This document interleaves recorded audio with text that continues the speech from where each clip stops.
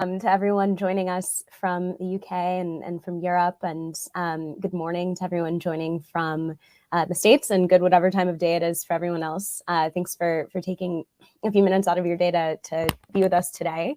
My name is Mia Diawara. I'm a partner at LowerCarbon Capital. We're an early stage venture firm. We back companies that are building solutions to the climate crisis. Think about that in three categories: emissions reduction in all sectors of the economy, carbon removal, so sucking CO2 out of the atmosphere, and buying more time for communities on the front lines and for ecosystems as we bend the curve on those first two areas and move as quickly as we can on the emissions front. Our team is based all over the world, and we make investments all over the world, and partner with companies and founders, typically at the earliest stages of company formation. And so we'll make a first investment at the pre-seed, seed, or Series A stage generally, but then also partner with companies for the long term and are able to make investments in successive rounds as well. I have been with the team at LowerCarbon for coming up on a year now. My background before that is in the private equity space, working on portfolio decarbonization strategy at TPG, working in management consulting for several years before that. And I got my start in the climate-focused nonprofit space, working on energy policy and market-based solutions research, and a couple of degrees at the intersection of climate and energy.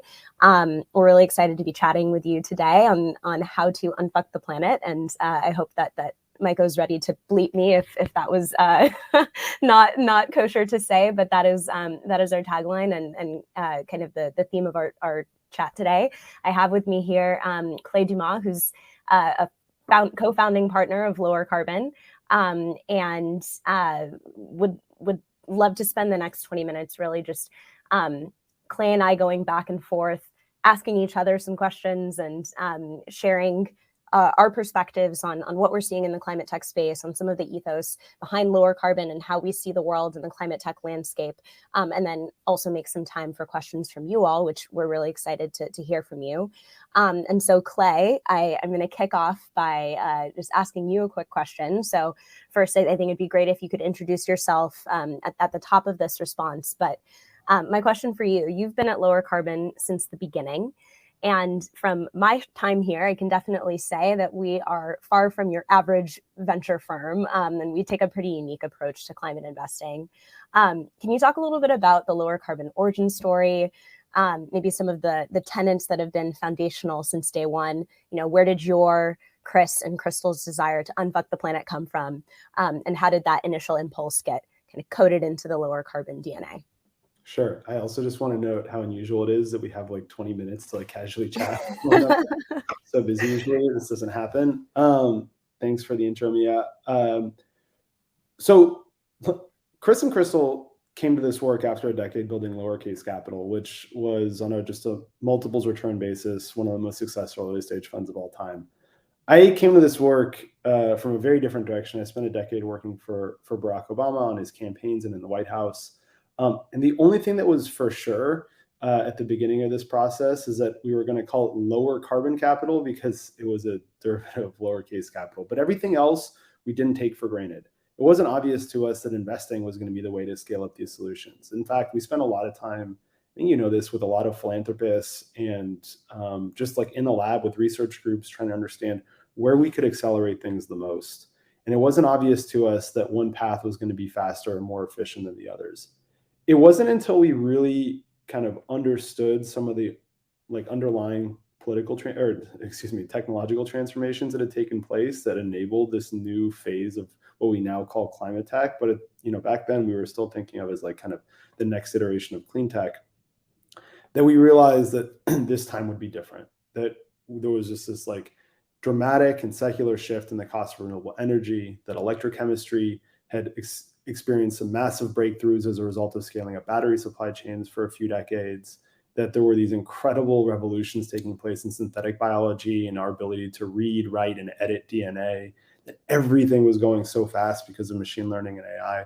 And so for us, that was sort of the recognition that we knew we were going to work on climate, but we didn't know what shape that was going to take. Once we realized that there had been these profound transformations in how fast technology was moving and how cheaply you could de-risk some really big ideas, it was a recognition for us that, okay, this is going to happen with startups that are moving fast, that don't need anyone's permission, that don't need laws to change, or or new policies to come into effect for their business models to pencil out. And that was for us the real start of lower carbon capital.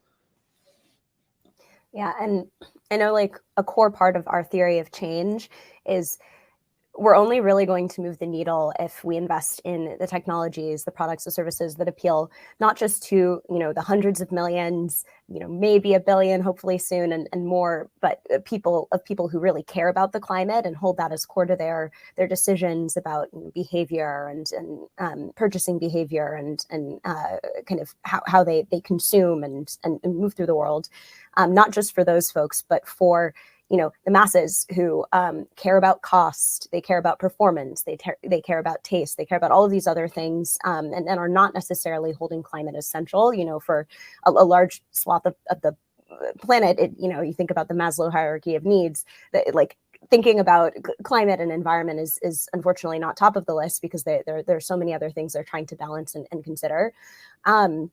Can you speak to some of the proof points or examples of how our hypothesis on this, or this way of seeing the space, is being validated? What are some of the early ways that show you that it's working? What we're doing? Yeah, no, it's a great point, and I think it is foundational for anyone who wants to work in this space to sort of appreciate that anytime that you're kind of like running against the grain of human nature, you're going to have a hard time selling a product or new service.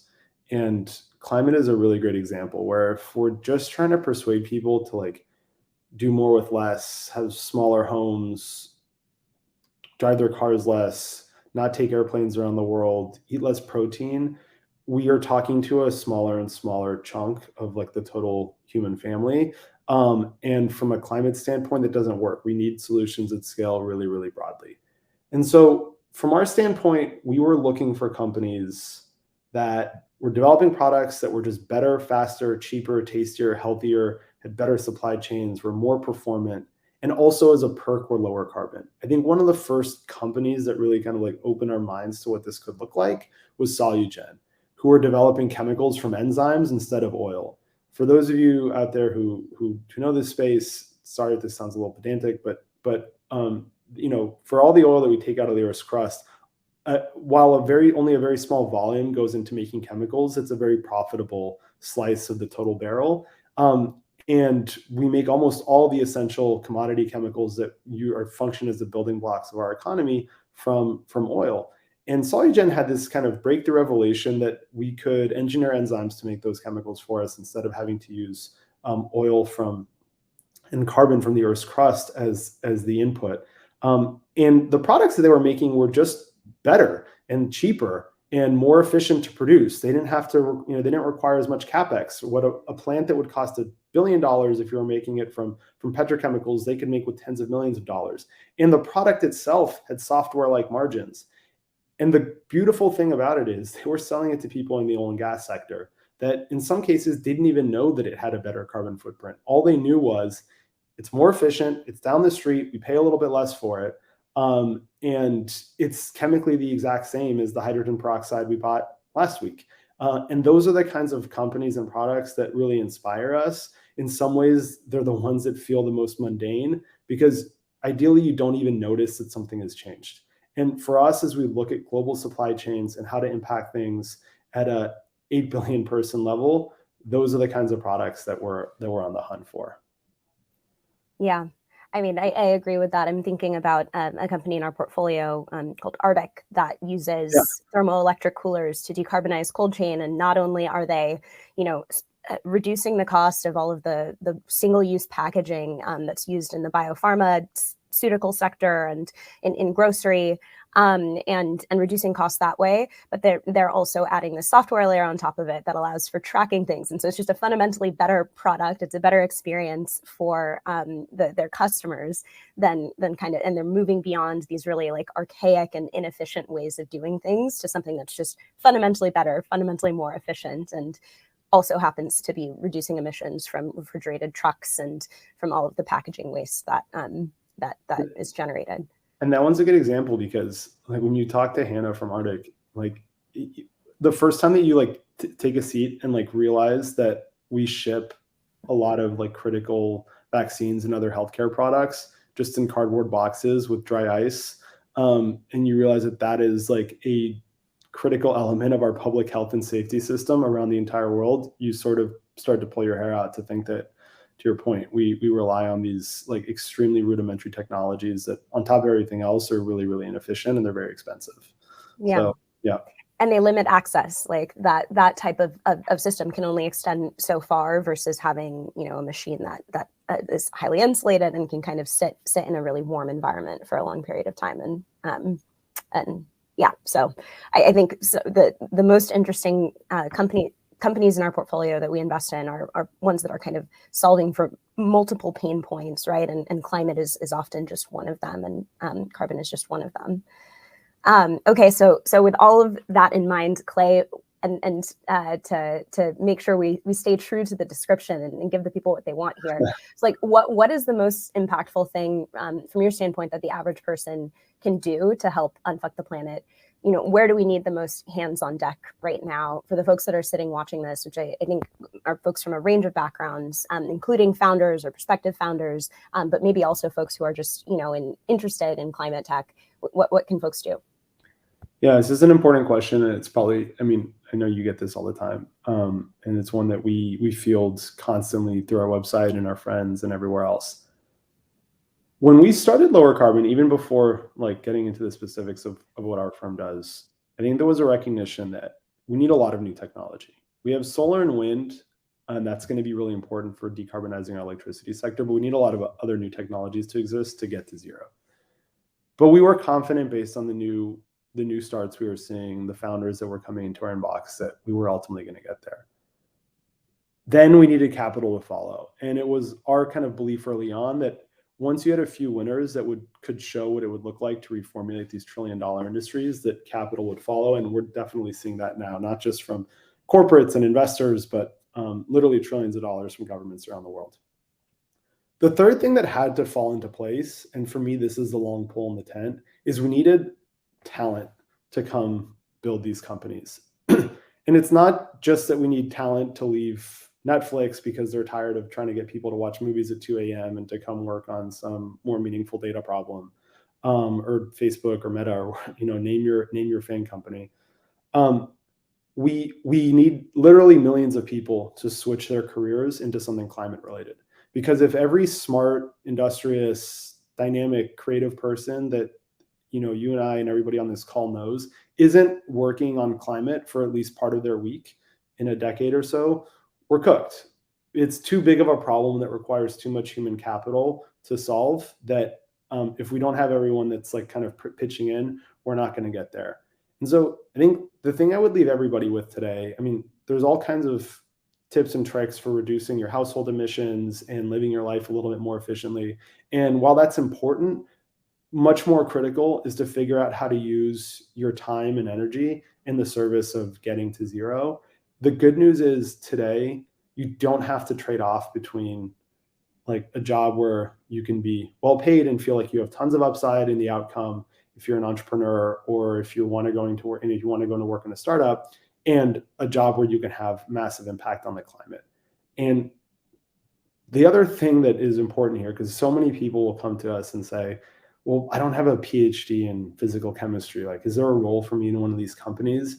And this is if I could leave everybody with one message, whatever you're doing in your company today, climate businesses need help with that too. Like, these are at the end of the day businesses. They need to recruit people. They need lawyers. They need business and marketing people. They need operations, like on top of all the mechanical and software engineers and everything else that has to go into building a big and really scalable business. So whether it's today or next week or next month, go online, lowercarboncapital.com, get off the couch. It's a section on our website that lists all the jobs in our portfolio.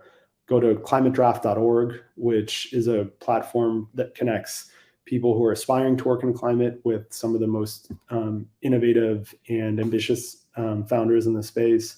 There's plenty of other websites and platforms that will help make those connections. But I think the number one thing is find a way to align your time and energy every day with a climate solution.